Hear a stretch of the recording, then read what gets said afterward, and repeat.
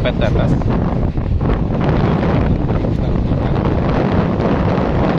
Kemudian dibuka tutup dari lensanya juga kita tetesin.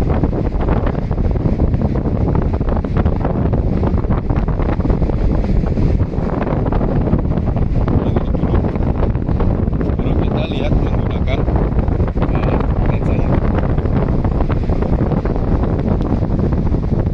Kalau sudah nanti akan terlihat ukuran-ukurannya yang ada di dalam lensa sini, Pak.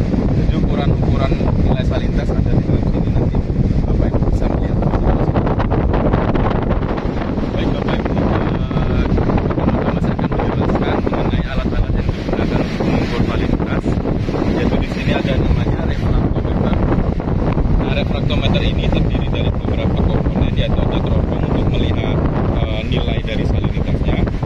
Kemudian di sini ada penutup untuk lensa untuk diffraksinya, lensa penutupannya. Kemudian ada ini adalah lensa untuk mengukur salinitasnya.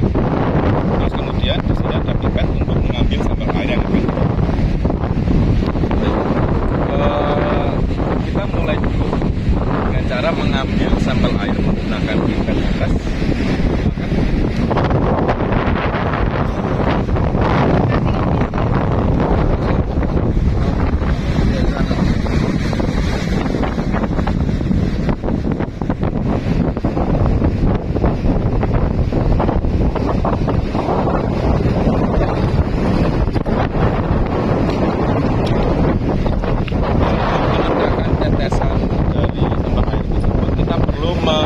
Menghalangi air karena nanti tetesan air akan bergerak jatuh dari lensa tersebut sehingga tidak dapat.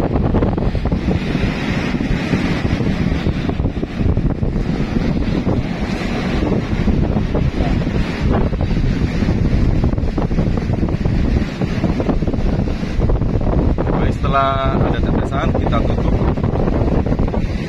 kemudian kita lihat nilainya.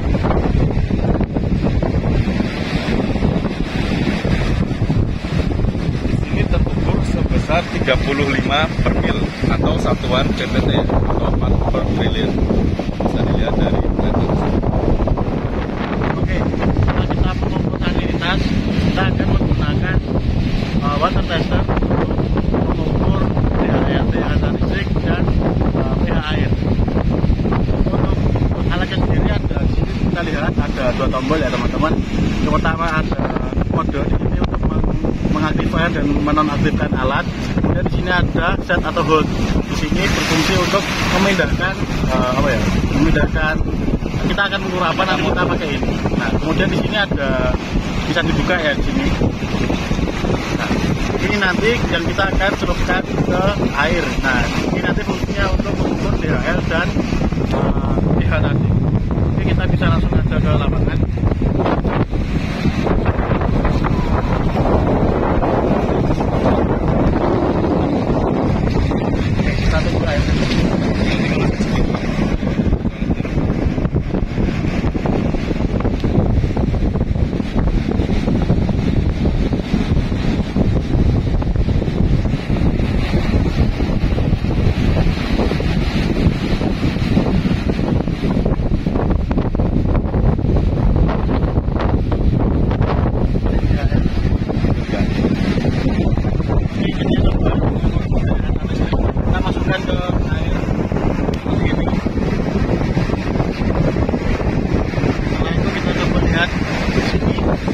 Tercatat 108 daratan listrik air laut berarti sekitar 180.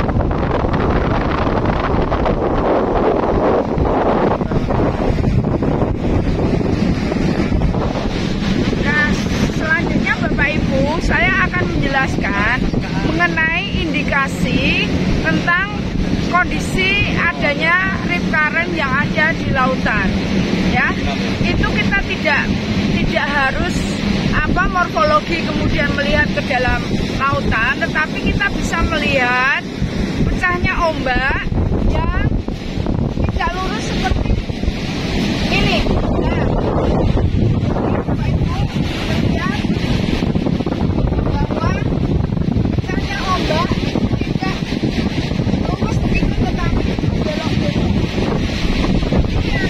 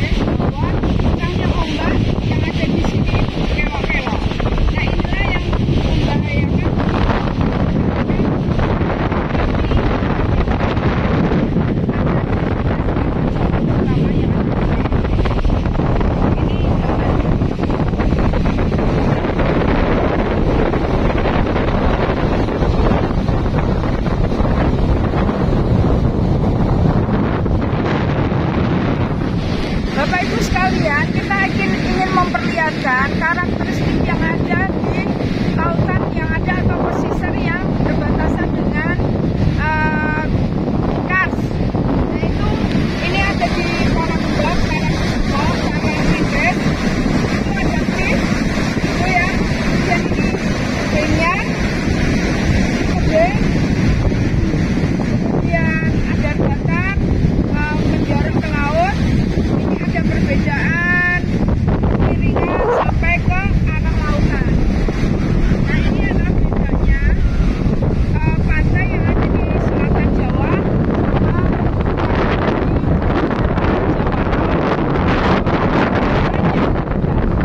Kars, maka akan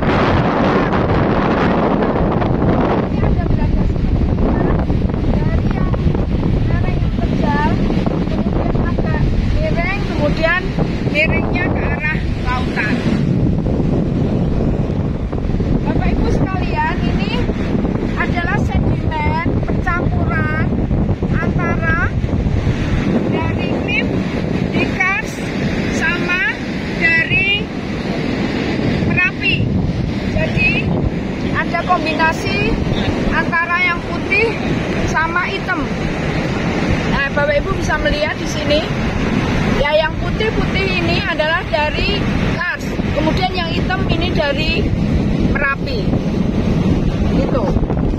Nah, ini akan mempengaruhi jenis sedimen yang ada di pesisir Parangkunis. Bapak Ibu, ini kita bisa memperlihatkan karakter dari tanaman pantai. Nah, ini paling ujung yang dekat dengan pantai itu ada namanya tanaman tapak kambing. Kita beli, bisa melihat Ibu dan Bapak, ini kayak tapak kambing. Nah, kayak gini. Ini penyebarannya adalah dari buahnya yang terbawa oleh air. Nah, ini bunganya, calon bunga. Buahnya terbawa oleh air, kemudian terhempas ke pasir ini, kumur ini. Nah, dia akan tumbuh ke sana. Nah, ini yang alami. Ya, tapak kambing ini yang alami. Kemudian yang di belakang ada cemara udang. Ini memang ditanam oleh manusia untuk mempertahankan pasir ini supaya tidak sampai ke wilayah warung-warungnya itu yang digunakan. Dan di belakang sana ada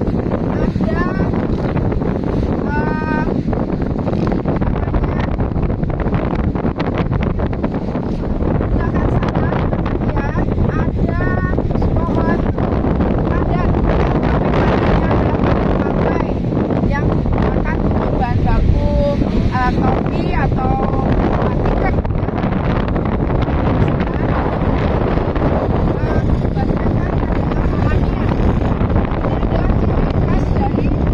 Tanaman pantai yang paling ujung adalah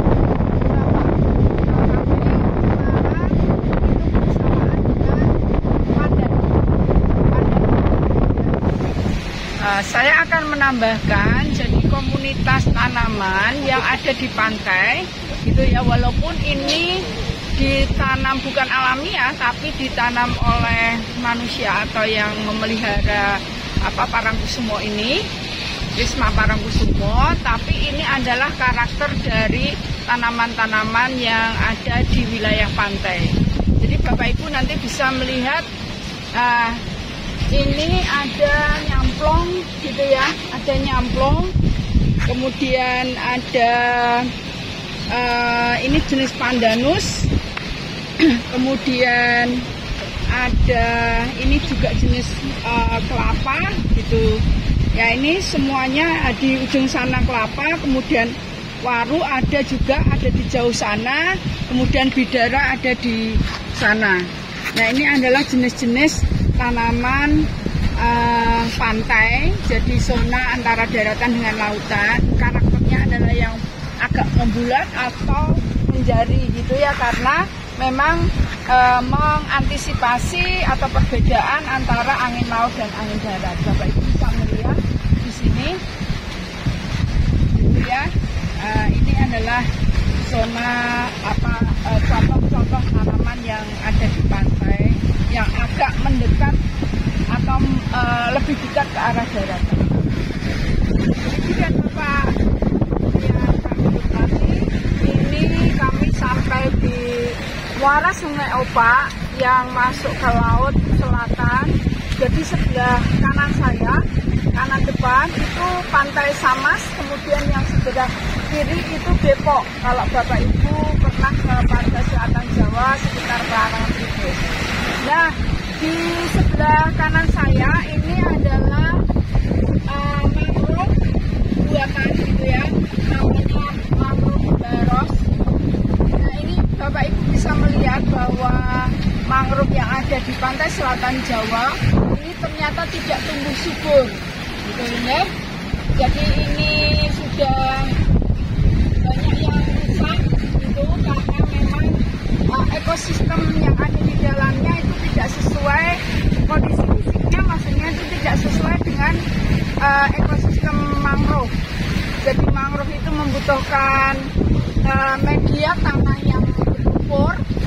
Nah, kemudian di muara Sungai Opak ini karena hulunya ada di Merapi, maka yang dominasi materialnya atau sedimennya adalah sedimen pasir.